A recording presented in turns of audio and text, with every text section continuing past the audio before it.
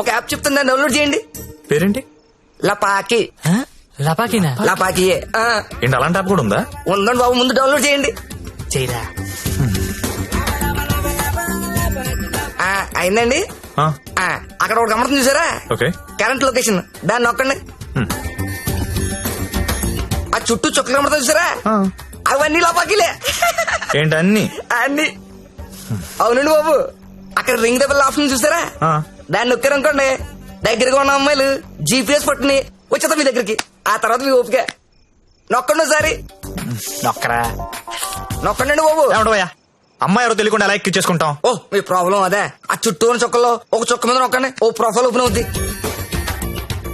అయిందండి. అయింది. ఆ పేరు ఫోటో ఉందా అండి?